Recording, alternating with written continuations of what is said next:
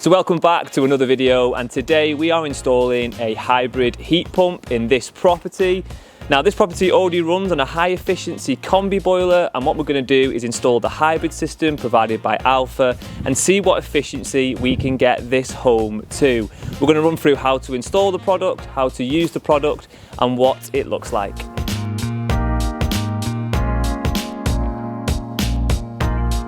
So this property would be considered usually not suitable for a heat pump. It's a very old property built in around 1920. It's got some solid brick construction, it's got some cavity wall construction, it's got an extension, underfloor heating and some standard radiators upstairs. There's also an existing combi boiler, therefore there's no tank, and usually for a heat pump you would need a separate airing cupboard to have a tank. So this is a great property to trial this hybrid system. Now, as this is one of the first Alpha hybrid heat pump installations, we've actually got Dan here from Alpha themselves. He is their renewable product manager. He's going to be talking us through how the system works, how to set it up, and how it could benefit you in your home. So as we mentioned earlier, the boiler that was installed in this property already was actually a high efficiency Viessmann product, rated about 95%. It's one of the most efficient combi boilers on the market. What we're trying to achieve with this hybrid solution is to get the customer over 100% and closer to about 130% efficiency. What that sort of means is every pound that you spend on gas on the current Viessmann boiler, about 95p's worth of heat is going into the property and about 5% is going out the flue. With this setup, if we can get it to 130%, that means every pound the customer spends on gas or electric, they'll get an extra 30% of free energy into the home. So let's take you through the install process, and a little bit further down the video we're going to catch up with Dan and he's going to tell you how all this works.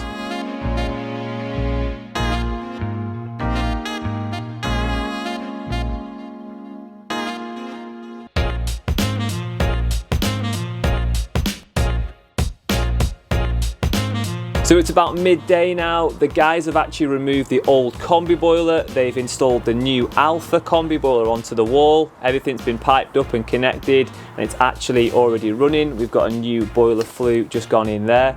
Now importantly, as far as the customer's concerned, nothing has really changed inside their home. Their old boiler's gone, the new one's gone in, the boiler cupboard door has gone back onto the cupboard, and everything is the same. It's actually hooked up and running right now, so we can use the hot water and we can also use the heating.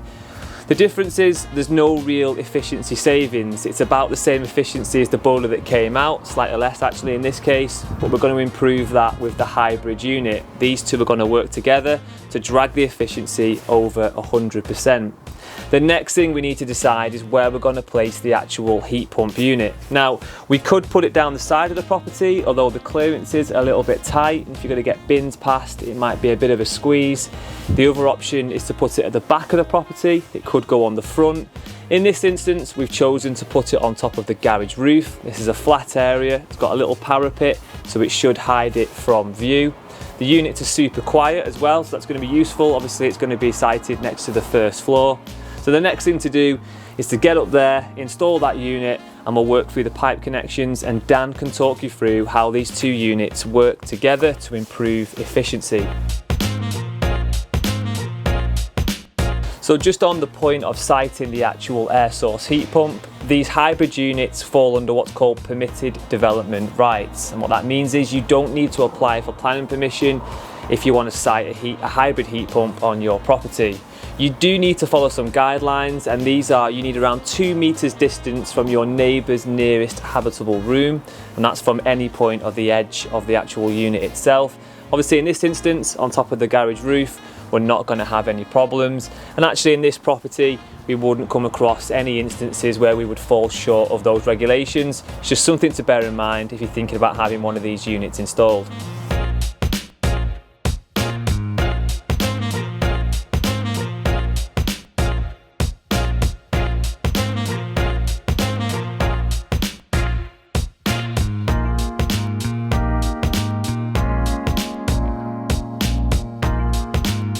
Okay, so the day's now coming to an end. We've actually got the air source heat pump off the ground onto the garage roof. We've chosen to install it on some sort of anti-vibration pads.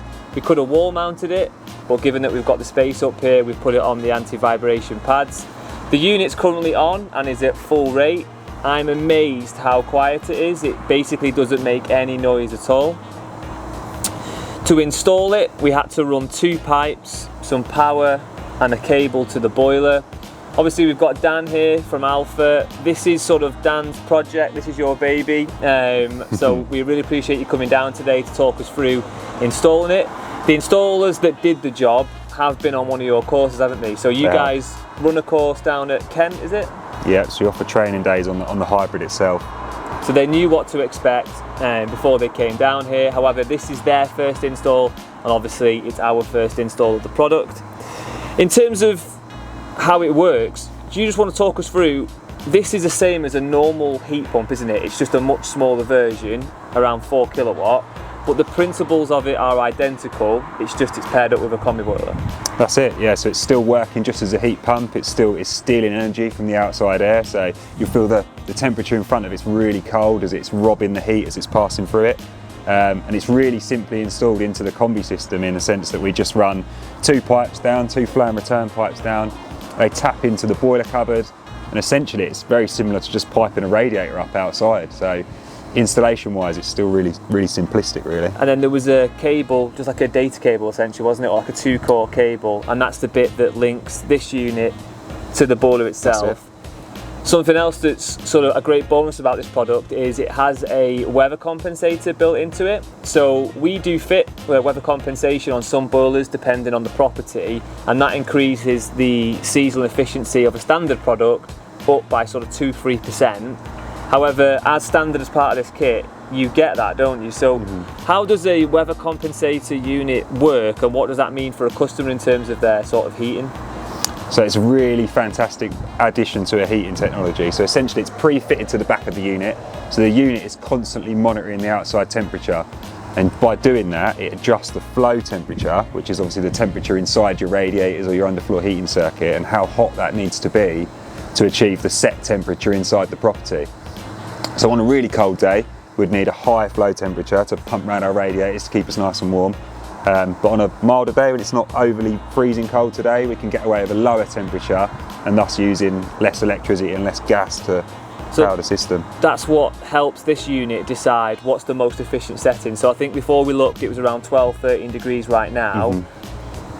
When we looked at the settings on the unit, it was aiming for sort of 45, 50 degrees, wasn't it? So the heating's on in this property right now. I know we've still got to do the setup on the system, but the gas boiler isn't running.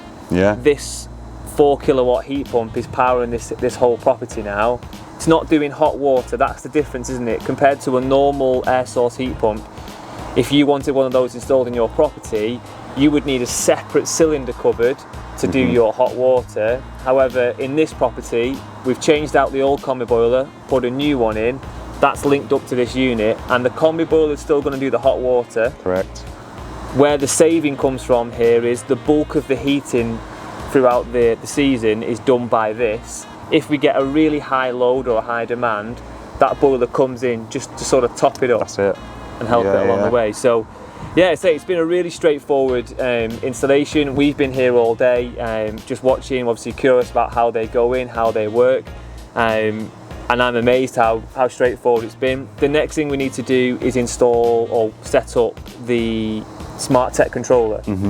Another benefit of these systems is you get a free smart controller with it. You put the controller with it, yeah. And then you put the tariff in, don't you? And so when you put the tariff information in, that's what helps determine what's the most cost-effective solution. That's it, exactly. So at the end of the install, you put in the customer's electricity price and their gas price. So everyone pays a different price for electricity and gas.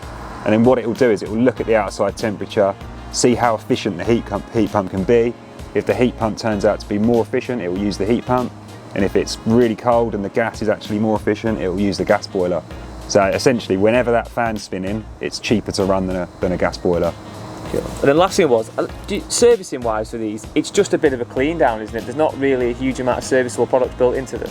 It's far less, there's no combustion like a gas boiler, so there's a lot less moving parts and stuff in the unit. So yeah, really it's sort of take the case off, brush it out, have a bit of a clean, a settings check, and yeah, there's not that much to it really.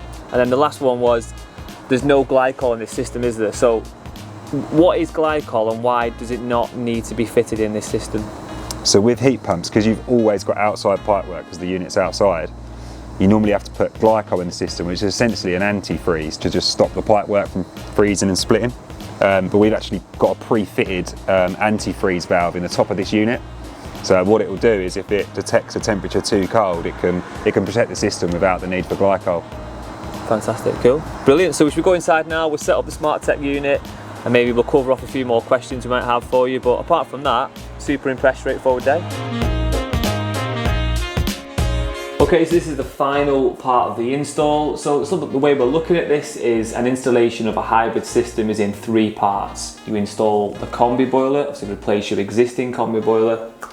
You also install the air source heat pump, and then the last stage is setting up the actual controller, inputting the information into the system, and commissioning it all, getting it all tied together. As we mentioned before, as part of the pack, you actually get one of these. This is a smart controller. So this comes on a stand, it can be wall mounted.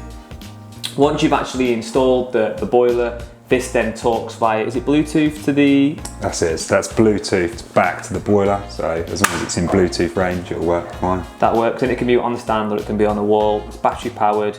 And it works just like a regular heating controller, so you can turn it up, you can turn it down, you can see if hot water's on, you can see if the heating's on. Where it's a little bit different is it comes with an app, so you can control it via your phone, whether you're in or out of the property. But also on here, you can enter the actual energy information and set up the heat curves. This would be something that the installer would do as opposed to the customer. That's it. I mean, the customer can do it if they're a little bit savvy and they can get into the settings, they can do it. But essentially it's the installer's option is to, at the end of the install, get the customer's energy tariffs and make sure they're programmed into the controller. Yeah, cool. And if you put in, so if a customer puts in their energy tariff for electric and gas, this unit talks to the boiler and the air source heat pump. That's it. So it's showing us right now the external temperature at 13 degrees. So that's obviously outside, it's 13 degrees. We're targeting 22. For the property, and we're currently at 20, and it's showing us that the heat pump is turned on. Can you see if the heat pump's turned on? You can't. You've got a call for heat symbol, so you know that something's on, yeah. Right, okay, cool. But right now the boiler isn't running, but the air source heat pump is heating this property, which is pretty impressive given the unit's so small. It's quite a big house, it's got a lot of underfloor heating. It's not required the boiler to fire. If that external temperature drops to a certain point, the boiler might kick in to help it along. That's it. So on average, in the houses we've fitted it in, it's around sort of 5 to 6 degrees. So anything 5 to 6 degrees and below, it could potentially use the boiler. But I mean, 13 degrees on a day like today, it's heat pump territory. Yeah, so it's going to run the house, it's going to do all that. And then in terms of the usage, it should drop the requirement for the gas boiler to do the heating by up to 60-ish%. Yeah. 60% is the figure we're looking at, which is a massive carbon reduction. And on this controller itself, can you change the schedule? So obviously, I know you can turn it up, you can turn it down, but you can set times, temperatures. I'm guessing as a consumer, once you've had a heat pump installed, you need to do a little bit of research and educate yourself a little bit. It's going to work a little bit different, isn't it? Because the system's going to be on for slightly longer. That's it. So the way that the weather comp works is if it's quite mild outside now, the boiler's not going to kick in, go to 70 degrees and heat the house up rapid. It will be on for a slightly longer period. It's not using anywhere near the amount of energy the gas boiler would use. And the radiators aren't going to be That's the fundamental bit, hot to touch. So with weather comp, if it's a milder day outside, your radiators aren't going to be as hot to touch. If it's really cold outside, they're going to be warm to touch. So it's all based on what the outside temperature is and how warm your flow temperature is within the property. Yeah, because right now this property is 20 degrees, but the radiators are literally they're warm, but they're not piping hot. However, we're not using any gas, which is the most impressive part. So the next thing we'll do, we'll just run through the controller really quick, show you how to use it, how it works, and we'll run through setting up the energy tariff into the Alpha system as well. So I'll just give you some functionality of the Smart-Tec controller. So we'll start with the main screen. You'll see at the top that we've got Thursday and we've got the time on there as well. The smaller little temperature on the left-hand side we've got there is our outside temperature. So it's really important for the system. The large temperature in the middle, so that's our current room temperature at the minute, and the little temperature below, which is 21 degrees, is the set temperature that we're asking for within the property. You'll also see in the bottom left that we've got a tap and a radiator sign. That just symbolises that we're in winter mode, so the system is ready to provide hot water and space heating. I'll just show you a bit more inside the controller now. So if I click and hold down, you'll see the first option that comes up is mode. So this lets me select the mode for the system. So I can choose winter mode, or I can choose summer mode, or if I want to just turn the system off altogether, I can set the system to off. I'll just show you guys the curve now. So inside here we've got, in the settings, we go along and we've got curve. So this is how the weather compensation works. Essentially what weather compensation does is it takes a minimum outside temperature and a maximum outside temperature, and then we look at our flow temperature for our central heating. So this is essentially the temperature of the water that we're pushing through the heating system.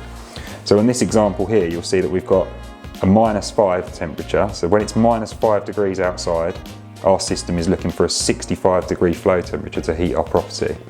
But as that outside temperature raises, our flow temperature within our system drops. And that's where our huge efficiency comes in and where the cost saving can be made.